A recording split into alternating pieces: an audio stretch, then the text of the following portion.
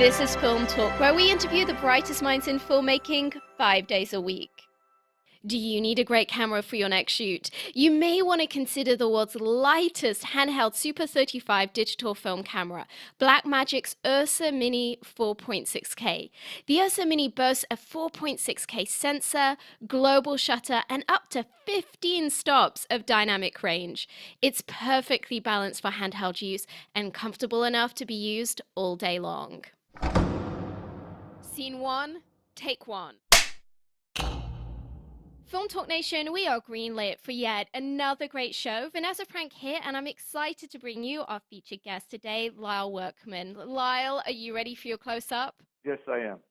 For the past 10 years, award-winning Lyle Workman has been Judd Apatow's go-to composer for virtually all his films, including The 40-Year-Old Virgin, Superbad, Forgetting Sarah Marshall, and Get Him to the Greek. His latest release with Judd Apatow is the Netflix original series Love, which is now available for viewing. Lyle, it's an honor to have you on the show today. Thank you, Vanessa, for having me on your show. I really appreciate it. So, Lyle, I think there's going to be a lot of people in our audience who are going to feel really envious of you, because I think for a lot of us, getting to work with Judd Apatow would be an absolute dream come true. He is someone who has produced so many movies that have become truly seminal to our culture. And through that, your music has, I believe become very much a part of our younger generation's movie viewing experience. So I'm really excited on the show today to get to learn from you everything that I can about making music for these kind of more lighthearted, comedic, slapsticky kind of movies. But before we get to all of that good stuff, I would just love to start by finding out how you personally first got into composing, and then how you got into being a film composer. For me, music started as a child. I started playing guitar when I was around 10 years old. I'm going way back. Is that okay? Yes, that's what I want. The reason why is because everything is sort of connected by small steps. And you know what? I feel like people always want to know, like, every precise step, because that's often the stuff that isn't told and that's really useful. So go for it. Oh, okay. It started. I started playing music as a kid in grammar school, and then that progressed to playing in bands. And my whole my focus when I was young was just to play music in bands. Really, that Yeah. I wasn't thinking about a career besides just playing my guitar in a rock band. But as I progressed as a musician, so did my taste in music to jazz and to classical, and so I was always listening and learning about different styles of music and recording music, I should say. I'd always been fascinated with tape recorders, and always had some form of a tape recorder just to record myself or my bands, or to write songs or pieces of music. And all those things I was doing when I was a kid helped me in my later years as a composer. Yeah. Because nowadays the modern composer pretty much has to have a good handle on technology, and in many cases he records a lot of stuff by himself. Sometimes, if the music calls for that type of thing, where it's just minimal instrumentation, sometimes a composer will just work with keyboards or guitars and record things in their own facility. But again, that relies on some sort of awareness of technology to help you do that. Anyway, so as I'm learning to play music and different styles of music and learning how to record myself, I'm sort of progressing to one level to the next level, and that also kind of happened to me, not only technically but also professionally, from being in a band that had a record deal and working with producers, and from there I decided to move. I grew up in Northern California, in the San Francisco Bay Area, and after the band I was with disbanded, I began to work with one of our producers as a musician named Todd Rundgren, fantastic, amazing songwriter, producer, genius musician. And so that got me noticed in terms of being a studio musician. Yeah. And from that uh, from that position, I moved to Los Angeles to pursue more like hired hand scenarios where I would be playing on people's records, Mm. maybe do tours with different people, and I did do that. I ended up playing with and recording and touring with a Frank Black, who's better known as Black Francis for the band from the band the Pixies. Mhm. Did about 5 years of recording and touring, Yeah. and then from then I started working with Beck and did 2 years of Oh, wow. yeah, I did 2 years touring off of a record called Midnight Vultures. This was 1999, 2000, Mhm. and in 2001. Um, and so that started around that time was I was doing a lot of session work as well. Worked with big people like Michael Bublé and Sarah McLachlan and Mm. uh, just all kinds of people in the studio. And one of the jobs I was doing, one consistent bit of work I was doing was with another composer who had hired me to play music on his scores. And one day he called me and said there's a Universal Pictures executive that wants some guitar on some of his own personal music. And if you want to do a favor for this guy, it might not be a bad idea for you Yeah, to right. have him in your room and do some recording. And so I did that. I had the guy over my studio, and actually I always forget to do this. There's one other step I need to put in there, and that is the first movie that I did was before this thing I'm about to tell you about, Mm. and that is I was working with a producer I knew from the Bay Area who is also in Los Angeles now, and one of the jobs he gave me was to play guitar on a record book from a local band that consisted of local musicians. Mm. And one of the guys in the band is very good friends with John Favreau and Vince Vaughn.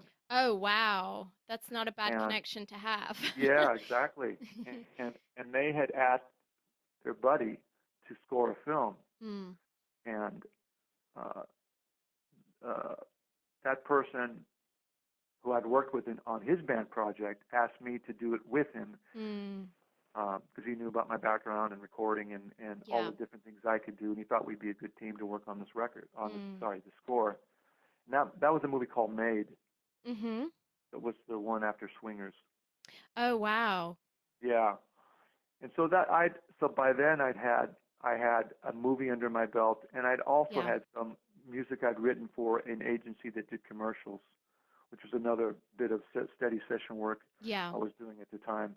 Was working for an agency that wrote music for television commercials for Mm. products. So I put that on a CD and handed it to that Universal executive as he was leaving, and thought to myself, well, I'll probably never hear from him again. But Mm. he ended up calling me back, and he said he really liked what he heard, and they were working on a movie. It was called Kicking and Screaming with Will Ferrell and Robert Duvall, and they were looking for some rock-oriented music for some of the scenes, and the executive asked if I wanted to try submitting some music for the film, Mm.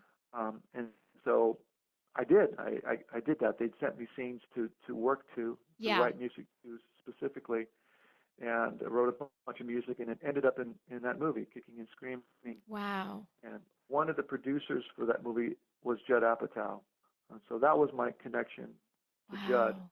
So And how shortly did after that, how did you then evolve that relationship from it just being like, oh, this dude's just one of the producers on this movie to him becoming your key collaborator? well, he had signed shortly after that Kicking and Screaming movie. He had signed a deal with Universal uh, to write and direct his own films, and the first one being the 40-Year-Old Virgin, Hmm. and my association with Judd on Kicking and Screaming, and landed me the gig. Essentially, I think, also at the time, Judd is a big music fan and very savvy with music, and he was aware of my work with other people in the Mm. field, as a musician, unrelated to film at all. And I think he Yeah. liked the idea of bringing that sensibility into his film, and that's what happened. The So movie came out; it was number one for 2 weeks in a row. So I sort of jumped to the front of the line. yeah, I can imagine. So when it comes to scoring these movies like The 40-Year-Old Virgin or Forgetting Sarah Marshall that are upbeat comedies. They have a lot of physicality to them. You know, they're not, it's not like this is some intense drama where it's just purely this very orchestral score, throughout. I mean, there's a lot of, there's a lot of music that is selected as well to go alongside that original score. How hmm does one go about figuring out the sound of a movie like that? Because I can kind of see the process when it comes to scoring something like Anna Karenina. But when it comes to honestly, when it comes to scoring a Judd Apatow movie, that seems to me, for whatever reason, it seems less clear in my mind. So, what is that process of kind of inspiration and finding the sound and balancing that out with all the other pieces of music that they might want in there? You know, uh, I think in the sense of these movies we're talking about, it's discovering and trying different sonic palettes that seem simpatico with the characters and the story. And a Mm, lot of times we just don't really know at the outset what it. The only time we knew at the outset what the sound should be was Super Bad, where music had been temped in of the 70s funk and R&B. yeah. That was, the name of the movie is Super Bad. Yeah. It's named after a James Brown song. Yeah. I think there was just something about that sonic palette juxtaposed to those characters Mm, that really worked. So that was an exception to the rule. mm. But generally, it's a lot of times I'm not really told anything at the beginning of a Really? project. Because I was going to ask how that collaborative process works with Judd. Are you being that now you're on like, like you've been working together for 10 years. You've kind of got each other's shorthand. You know how each other works. Are you integral to the development process, or is the first time that you're kind of really getting a sense of the movie when it's edited and cut and you're looking at footage? Well, I'm usually looking at footage before I proceed. Yeah. I'm usually looking at a rough cut of it, Mm. and that would be accompanied by temporary music that may be there or maybe not would be there. Yeah. Just to have something in there to give it some sort of pacing. But I mean, Um, you're not looking at it at script stage and kind of having a conversation with Judd about how the music's going to play out at that point in the process. usually, by the time I'm brought in, there's a rough cut. Yeah. But sometimes they will also send me the script as they're editing, or like Mm. they may send me the script, and then I'll have a meeting and see the movie, Mm. Yeah. just so I can have sort of get the overall package, Mm. overall idea. Yeah. And in But in this, I have to say that in the sense of a Judd Apatow script, it's really what ends up being in the movie and what's on the script is totally different, just due to yeah, the nature of the fact that he hires improvisational comedians, that makes a lot of sense. That and they actually, I try a hadn't lot thought of of that. things. A Yeah. lot of they try a lot of things out, and they do several takes of every scene, and it's not uncommon for him to shoot 1,000,000 feet plus of film, which is a Mm. lot. Yeah. And so a lot of times if I even go back to the script, it's so the dialogue is mostly changed.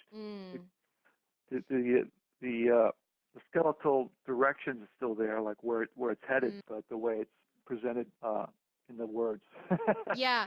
No, it's is it's really that's a really interesting point because I know I've spoken to composers before who say they want to start having that dialogue with the director at script stage because there's even something to be said for them being able to mold what's going on in terms of the pacing, the length of the scene, and so forth before even filming starts because there's things that can be adapted and changed that make sense for the soundtrack. But I can absolutely see that on a Judd Apatow project, it's like who knows what that movie's going to end up being by the Yeah, end of it. If you're when you're hiring people like Steve Carell, I mean, you kind of just gotta give them the space to do what they're going to do and be the geniuses that they are.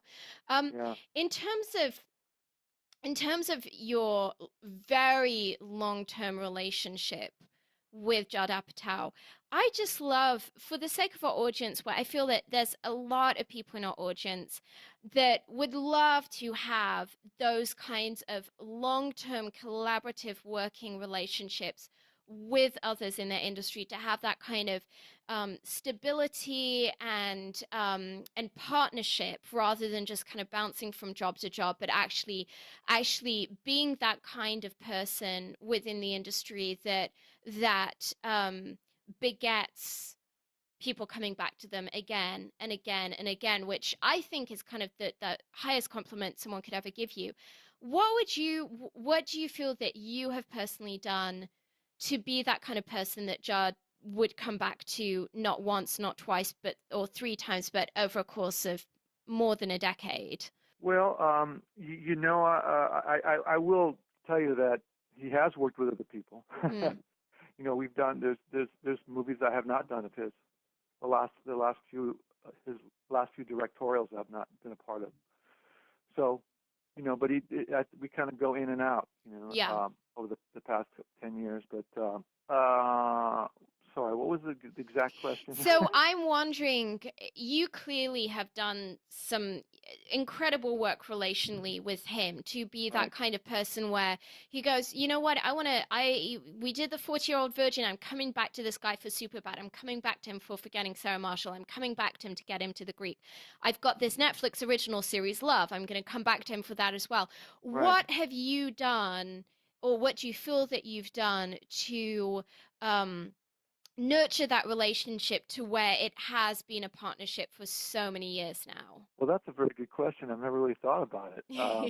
I just think it's a matter of when you work with someone and you like what they do and they're able to put, I guess I've put into music what he was saying, what he was putting in his thoughts and his ideas to me, Mm, if that makes sense. yeah, Just to be able to, when you work with someone and you give them some sort of idea of what you want, and they take that idea and they make it into something and it works. yes, Adds an element. It adds an element that elevates the project it does. um, to whatever level you want to say it is. That Mm, they feel, to the level that they feel that it you've done the job and you've done a good job. mm, And I sort of take that. I could relate it to my scenario in when I hired musicians. What is it about a drummer that I use? That I have a couple of guys that I've been using for the past 10 years. I explain to them what I'm thinking, and they take it to another level because yeah, they add their musicianship to it, mm, and their experience, and just how good they are makes it sound so good that it yeah, made my ideas. It brought it to a level that elevated everything. And so absolutely. I guess I'd like to think that that's what I do for Judd on his projects, is that I'm able to understand where he's going, what he would like to do, and I'm able to give him music that works on all levels Mm. in the context of a film. And in terms of when you're working with a director or producer, how much insight do you want from them? Are you kind of wanting them to give you a blank slate to come back with just your initial impressions, or are you really wanting a very clear direction on what kind of music they want, when they want the music? I mean, how big of a voice do you want from them in the early stages? I like to have as much information that they have Yeah. that they can impart. If they have a lot of ideas, I want to know every one. If they have Mm. very specific ideas, I want to know it all. Yeah. But if they don't have any ideas, that's fine too. Mm. So I just like to gather whatever information is there. Now I can tell you in the case of Love, for example, Judd said, I'm not really sure what the, I asked, one of the first things I asked him was like, well, what do you have a thought about the sound of the show?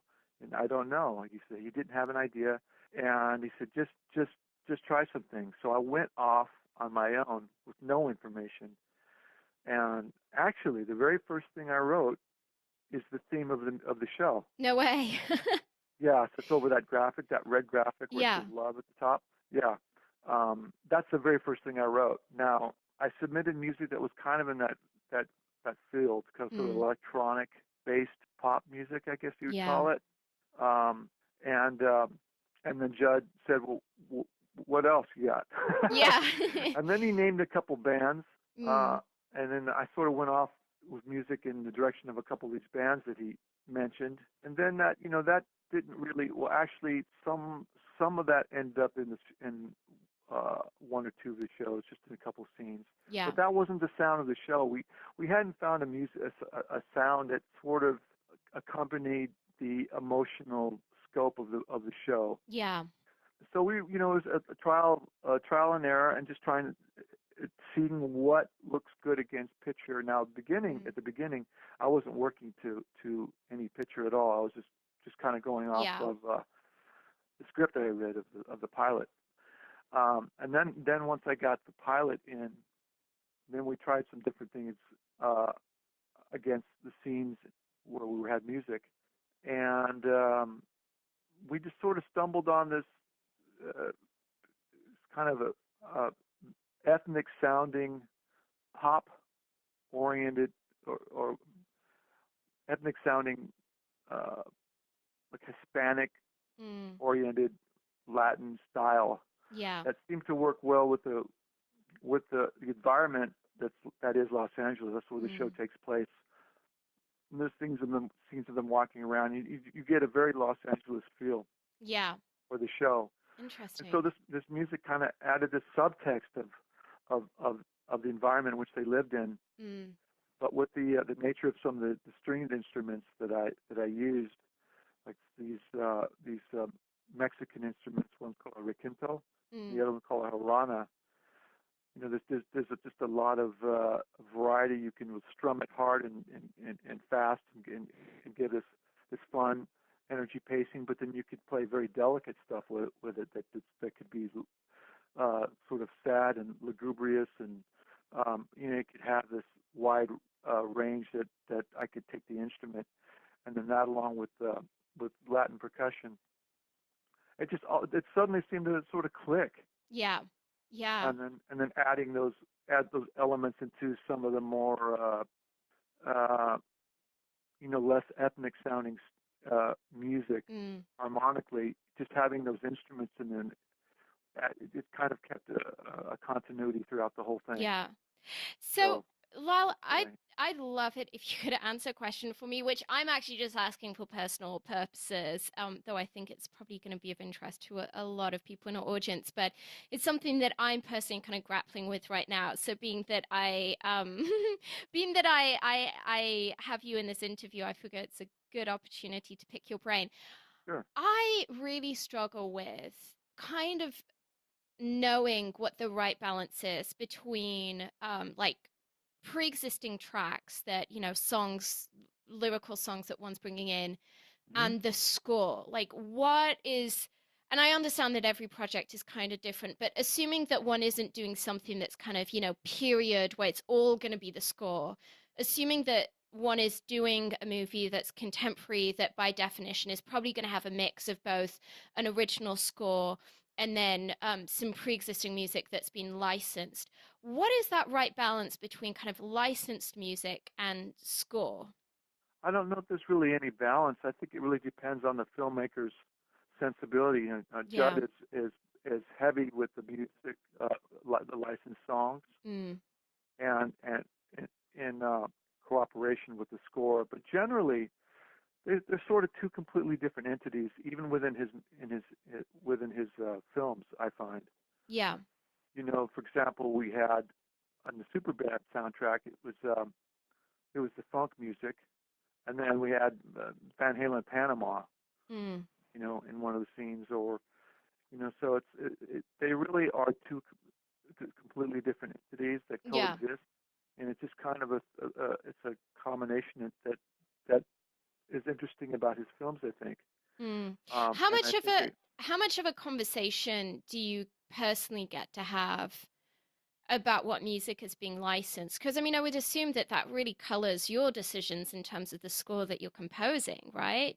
well, you would think so, but they're completely two different scenarios. In Really? fact, the songs, that's between Judd or whoever the director is, and the music supervisors. Mm. The music supervisors will submit all kinds of ideas, many options, Yeah. and usually that just keeps going throughout the whole process of the film. Yeah. And Yeah. I'm completely, 99% of the time, I'm completely out of the loop in that. Really? That's Yes. fascinating. Because I would have just kind of assumed that that would have a really big impact on the score that you're composing. So it's just fascinating to hear to me that that's not so much the case. That these are really creatively two very separate entities. Yeah, it is two different entities in the work that I've done, and but also in the case of the Judd films, as if you notice, the a song will be playing over a montage where there's no Yeah. dialogue, where the lyrical content of the song could underscore something that's happening in the movie. Mm. Yeah.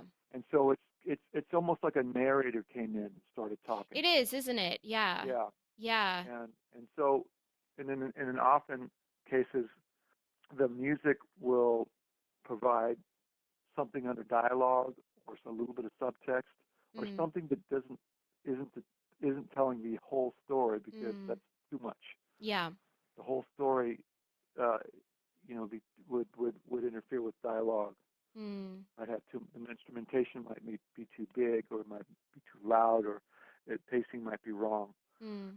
So it's a different thing. Yeah. Um, it's different occupies a different space. Yeah. So they're kind of like two different entities. Mm. Well, thank you for elucidating that. I definitely needed that insight. Well, Lal, we're about to enter our final act, in which we're going to be getting some of your top recommendations. But before we do so, let's take a moment to thank our sponsors. When you're putting together that masterpiece movie, the coloring is a major creative decision.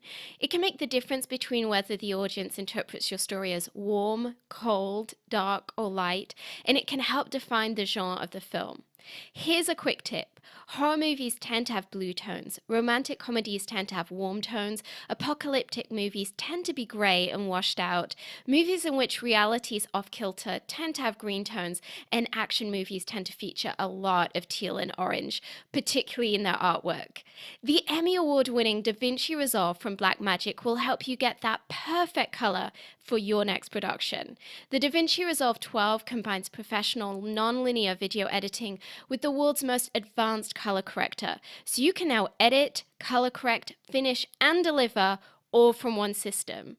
The DaVinci Resolve is completely scalable and resolution independent, so it can be used on set, in a small studio, or integrated into the largest Hollywood production pipeline.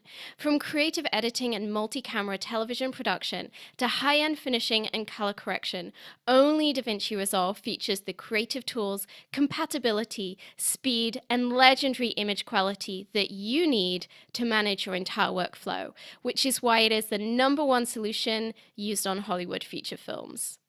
Lyle, welcome to the final act where you'll be sharing incredible resources and mind blowing answers. Are you ready? That's a lot of pressure. What I'm happens sure. if they're not? Well, I think it's like most things in this industry, it's like fake it till you make it, right?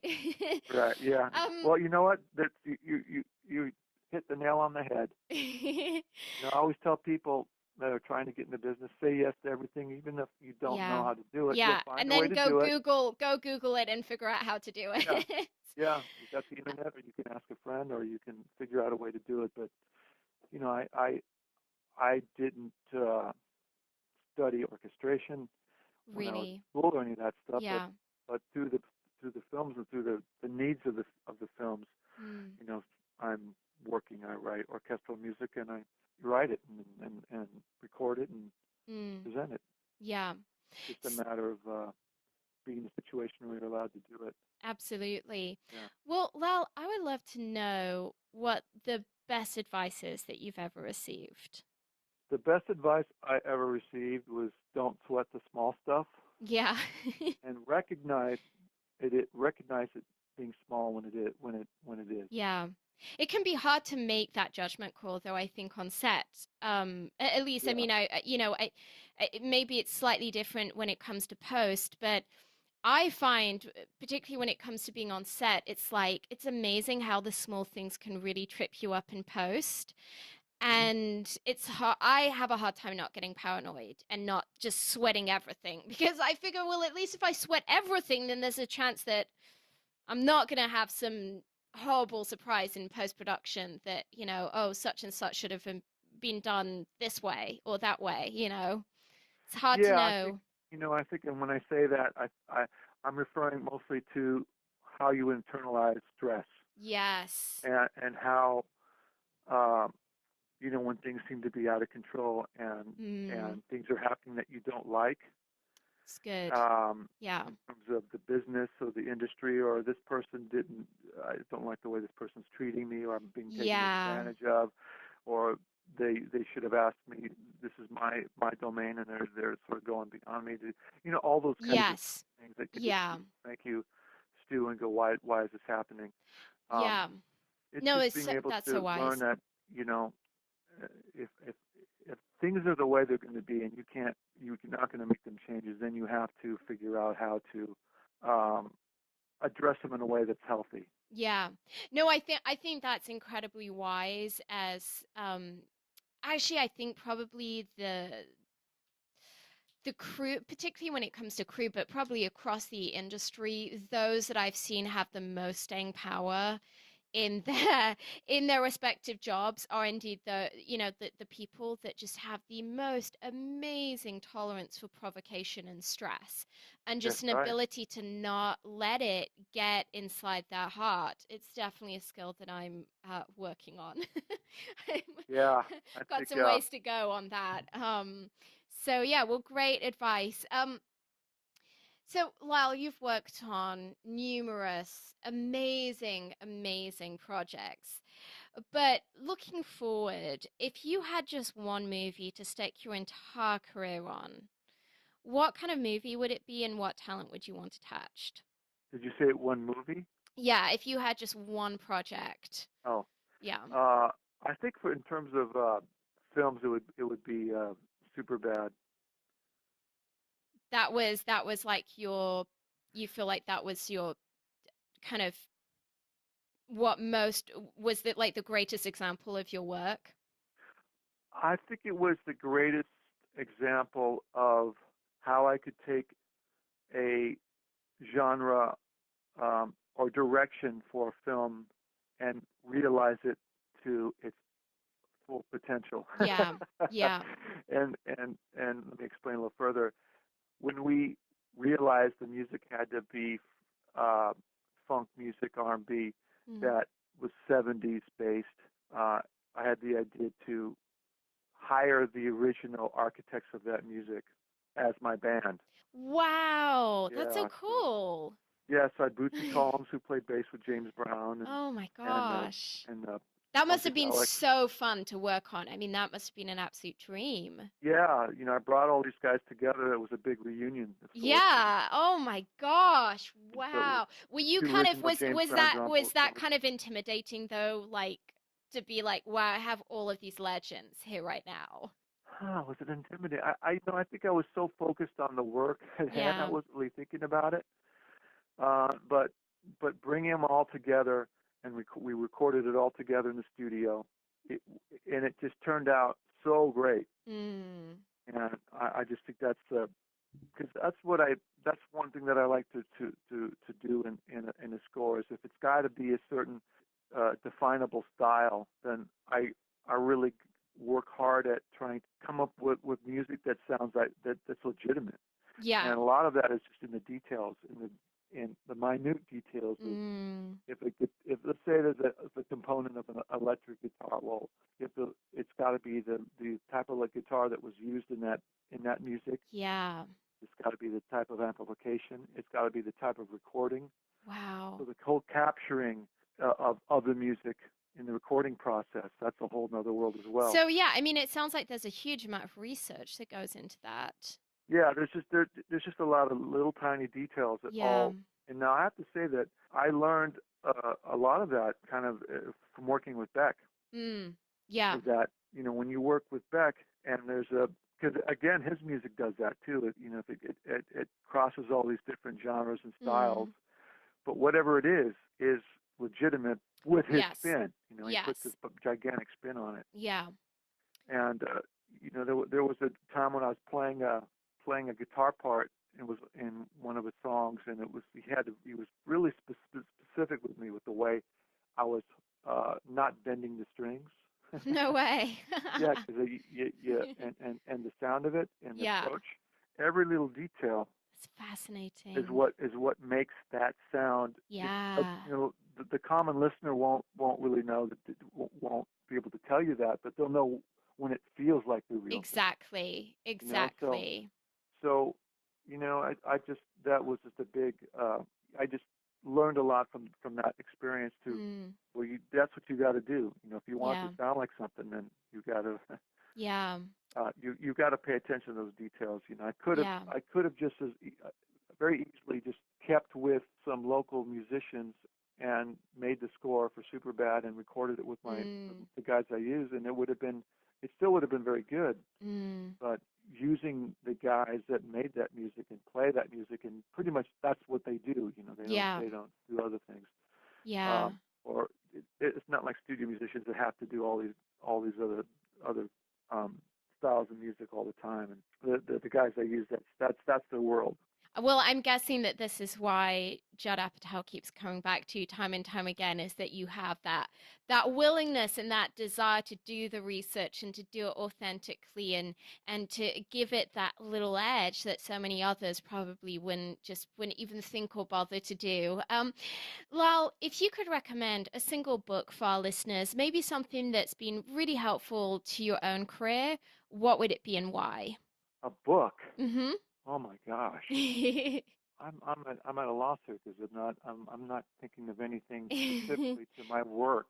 Uh, Or maybe just even a book that you found inspirational to yourself generally. Generally, oh my gosh. I'm gonna have to think about that. Okay, well, let me ask you in the meanwhile, if you could recommend a movie for our listeners, maybe something that you have personally found really inspiring to your own craft, what would that movie be and why? Let's see. Wow, there's so many of them.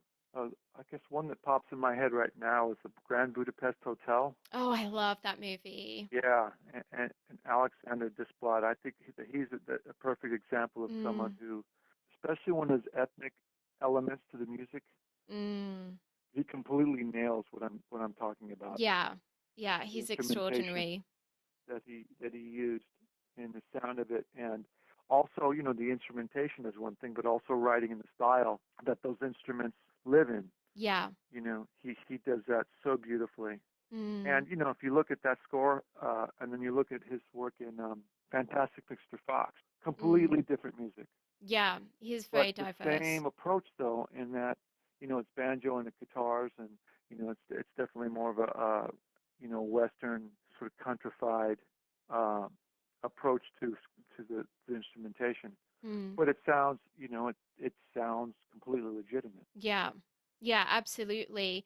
Um, so I would love to briefly share as well on the subject of movies that we're recommending. You have this TV series out, or TV series, I guess, Netflix original series out, called Love, which you composed for Judd Apatow. It's on Netflix right now, as it was released just a few days ago. I just love it if you could share briefly with our audience what the show is about and kind of why they should choose to put it on their next Netflix queue and watch it. Okay, Love is about. There's two central characters. Gus, who is in his early 30s. He's from South Dakota. He's a tutor for a television show called Wichita, which is kind of like a supernatural drama. Mm-hmm. Uh, and he's a tutor. on the show. And the other central character is Mickey. She is a producer for a satellite radio show hosted by a like a Dr. Phil type. Yeah. So like a that kind of a guy. This And sounds they're already very so Judd Apatow. yeah. Does that sound like it? Yeah. And they're just kind of very an unlikely pair, Yeah. and they meet under a kind of a strange circumstance, and it's kind of about their trajectory into a relationship, Mm. and kind of it's about the excitement and the pitfalls and the exhilarations and the frustrations and all the good in modern relationships, Yeah. especially for people in that age group of 20s Yeah. or early 30s, I'd say. But it's told in the Judd fashion with honesty Yeah. and kind of uh you know with humor, but Mm. also with all the other stuff that makes his movie so good. Yeah. It's the dimension. He puts all those dimensions in his films, and that's what I Mm. think why people respond to him. It's not just about jokes. And as a matter of fact, I there was when I was working on Forgetting Sarah Marshall, they sent me the first time they sent me a cut of it. I watched it and I couldn't believe it. It was so depressing because what they had done and they didn't tell me is Judd said, "We know we have tons of jokes. Give me a cut. I want to see all the dramatic elements. I want to Mm. see all the drama." So it was almost 2 hours of Jason Segel crying. No. Yeah, it was really. No. It was. And then and I said, "Well, that's kind of dark." He went, oh, shoot! Yeah, we forgot to tell you. Oh So no. what I'm getting at is that it's just a full meal in terms of emotional Yeah, range with which his he films. serves up so well. And how many episodes is this? It's 10. 10. Fantastic. So for those who Yeah, want to binge some Judd Apatow, it's a perfect opportunity. yeah, 10 and a half an hour episodes. The show was written with Judd, Paul Rust, who is the main character of Gus in the hmm film, and his wife Leslie Arfin, who is so it's the three writers. Fantastic. Um, Lal, are there any websites or apps that you use a lot in your line of work that you could maybe recommend to our audience? Websites or apps? Well, just for reference, I use YouTube, but hmm that's very general, isn't it? Well, it's interesting how many of my guests have mentioned that as being particularly actors tend to mention a lot that YouTube is just such an incredible tool for research. And I think it's a good point of saying we've gotten so used to it. I think we forget how incredible of a database it is. So Yeah. how do you as a composer, how do you specifically use YouTube in your research? Well, if someone's referencing a band or a style, Yeah. or if I'm looking for something, someone says, I really like that sound of that instrument, the hurdy-gurdy. Like, oh, okay, hurdy-gurdy. All right, let me see if I can find a hurdy-gurdy player, and then I'll just look it up on Yeah. just to see, Yeah. or just also not only to see what the instrument is, but the style that music lives in. Yeah, it's interesting. One of the features I really like on YouTube is its ability to show you other videos that it's if you're, kind of if you're looking at this video, you're probably going to be interested in these other videos. I find that for generating ideas for music, that's really helpful because you may know of one artist or one track that you feel would be a really great placeholder. And being able to then have suggestions of other similar artists is so helpful. I mean, I've been amazed at the number of ideas that's generated for me in terms of music and soundtrack. Right. So I think Yeah. I YouTube mean, is I a great, agree. I same thing here. yeah, YouTube is a Good is way to a is a discover great something. recommendation. Well, Lyle, it's time for the martini shot. What parting piece of guidance do you want to share with us? Can you table that thought? Uh, as I want to do this before I forget. Mm-hmm. I wanted to mention that there's a soundtrack CD, Horror Yes, Love. absolutely. Tell us about that. Yeah, well, well at the time of me talking to you, it's available only as iTunes downloads. Mm-hmm. You have to put my name in now, Lyle Workman. If you just put in love, there's going to be a It's going to thousand. be a billion and one results. So Yeah. is it? So it's Love by Lyle Workman. If you just put Lyle Workman in then you'll just see a number of CDs, and you'll see the love. Fantastic. You'll see love down there on the bottom. Fantastic. Great. And then the physical CDs will be available sometime in the middle of March. Fantastic. Great. So everyone should go to iTunes, type in Lyle Workman, and that album will come up. Yeah, you'll see love. Yeah. So Lyle, now that we've discussed that, I want you to tell me what your parting piece of guidance is. Parting piece of guidance. Mm-hmm. Okay. Wow. I would say, it's kind of funny. When I first moved to Los Angeles, I met a studio musician. It's very, very successful, and we worked on a project together. And I asked him, what is what's the thing you've learned the most from your craft?